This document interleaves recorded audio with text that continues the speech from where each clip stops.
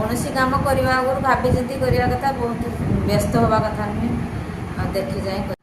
ଅସାବଧାନତା ଯୋଗୁଁ କିପରି ଅପ୍ରୀତିକର ପରିସ୍ଥିତି ସୃଷ୍ଟି ହୋଇଥାଏ ତାର ଏକ ଜ୍ୱଳନ୍ତ ଉଦାହରଣ ଆମ ପାଖରେ ଅଛନ୍ତି। ସଞ୍ଜୟ ଏଣ୍ଟରଟେନମେଣ୍ଟର ସଞ୍ଜୟ ଭାଇ ଯେଉଁ ତାଙ୍କ ବୋଉ ଆମ ସହିତ ଅଛନ୍ତି। ଆପଣ ଦେଖିପାରୁଥିବେ ତାଙ୍କ ମୁହଁରେ ଫେସ୍ରେ କେମିତି ସବୁ ଦାଗ ହେଇଛି, ଜାଣିପାରୁଥିବେ ଏଇଟା ତାଙ୍କର ଛୋଟିଆ ଗୋଟେ ଭୁଲ ଯୋଗୁଁ, ଅସାବଧାନତା ଯୋଗୁଁ ଏଇଭଳି ପରିସ୍ଥିତି ତାଙ୍କର ସୃଷ୍ଟି ହେଇଛି। ଆସନ୍ତୁ ଜାଣିବା କେମିତି ଆପଣ ତାଙ୍କର ଏଇ ଅସୁବିଧାରେ ସେ ସମ୍ମୁଖୀନ ହେଲେ, ଆଉ କେମିତି ଆପଣମାନଙ୍କୁ ସେ ତାର ପ୍ରତିକାରର ବ୍ୟବସ୍ଥା ବିଷୟରେ ବି କହିବେ କି କେମିତି ସାବଧାନତା ଅବଲମ୍ବନ କରାଯିବ କିଛି କାମ କରିବା ପାଇଁ। ବୋଉ କୁହନ୍ତୁ, କେମିତି କେମିତି ଅଛନ୍ତି ଆପଣ ଏବେ? ଦେହ କେମିତି ଅଛି ଆପଣଙ୍କର? ଏବେ ତ ଟିକେ ଠିକ୍ ଅଛି, କଥା ଅଛି ଆଉ। କେମିତି ଏମିତି ଅବସ୍ଥା ହେଲା ଆପଣଙ୍କର? ଦେଖିକି ତ ବହୁତ ଦୁଃଖ ଲାଗୁଛି, ଭଲ ଲାଗୁନି ଜମା ବି। କେମିତି ଏ ଅବସ୍ଥାଟା ହେଲା, କ'ଣ କରୁଥିଲେ ଏଇଭଳିଆ ପରିସ୍ଥିତି ସୃଷ୍ଟି ହେଇଛି ଟିକେ କହିବେ ଭିଉଅର୍ସମାନଙ୍କୁ, ସେମାନେ ଆଗକୁ ମାନେ ଏସବୁ ସାବଧାନତା ସେମାନେ ଅବଲମ୍ବନ କରିବେ କାର୍ଯ୍ୟ କଲାବେଳେ। ଛାତ ଉପରେ ପାଣି ଟାଙ୍କି ସଫା ହେଉଥିଲା ତ ସେଠି ମୁଁ ଯାଇଥିଲି। ସେ ଛାତ ଠାରୁ 3 ଫୁଟ କି 4.5 ଫୁଟ ଉଚ୍ଚାର ସେ ଟାଙ୍କି ବସିଛି, ଉପରେ ଠିଆ ହେଇଥିଲେ। ଆଉ ହଠାତ୍ ପାଣି ଚାଲି ଆସିଲା ଯେମିତି ସେ ୱାଲ୍ଟା ବନ୍ଦ କରିବି ବୋଲି ଓହ୍ଲେଇ ପଡ଼ିବି ବୋଲି ଭାବୁଛି, ମୋତେ ଲାଗିଲା ମୋ ଗୋଡ଼ ତଳେ ଲାଗିଯିବ, ଡେଇଁ ପଡ଼ିଲି। ଆଉ କିନ୍ତୁ କ'ଣ ହେଇଗଲା, ଗୋଡ଼ ଛନ୍ଦିଗଲା କି ତାର ଶାଢ଼ୀ ଛନ୍ଦିଗଲା, କ'ଣ ହେଲା, ପଡ଼ିଗଲି, ମୁଣ୍ଡ ବାଡ଼େଇଗଲା ପୁରା ଛାତରେ। ଆଉ ପାଣି ଟାଙ୍କି ଭିତରେ ଆପଣ ଥିଲେ ନା ବାପା ଥିଲେ? ବାପା ଥିଲେ, ମୁଁ ନଥିଲି, ବାହାରେ ଥିଲି। ଆଚ୍ଛା, ତ ଆପଣ ମାନେ କାହିଁକି ଏମିତି ଛାନିଆ ହେଇକି କାହିଁକି ପାଣି ଚାଲି ଆସିଲା? ଆଚ୍ଛା, ପାଣି ଚାଲି ଆସିଲା ବୋଲି ବାପା ଭିତରେ ଥିଲେ, ତ ଆପଣ ଟିକେ ଡରିଗଲେ ନା କ'ଣ? ହଁ, ଡରିଗଲି। ଆଚ୍ଛା, ମାନେ ସେଇଟା ପାଣିଟା ବନ୍ଦ କରିବା ପାଇଁ ଆପଣ ଛାନିଆରେ ଡେଇଁ ପଡ଼ିଲେ ତଳକୁ? ଆଚ୍ଛା ଆଚ୍ଛା ଆଚ୍ଛା। ଆଉ କ'ଣ ମାନେ ତାପରେ ଆପଣଙ୍କ ମୁଣ୍ଡ ଏମିତି କେତେ ଦିନ ହେଲାଣି ଏଇଟା ହେଲାଣି?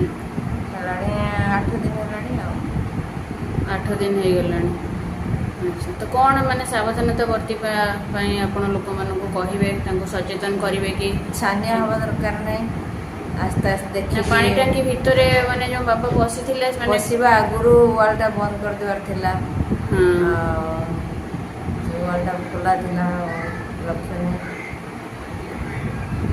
ସେଥିପାଇଁ ପାଣି ଚାଲି ଆସିଲା।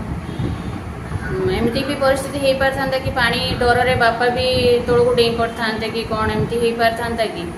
ନା, ସେ ଏତେ ତ ପାଣି ଅଳ୍ପ ଟିକେ ପଡ଼ୁଥିଲା, ତାପରେ ସେ ବାହାରି ଆସିଥାନ୍ତେ। ପାଣି ଟାଙ୍କି ସଫା ହେଇ ଆସିଥିଲା।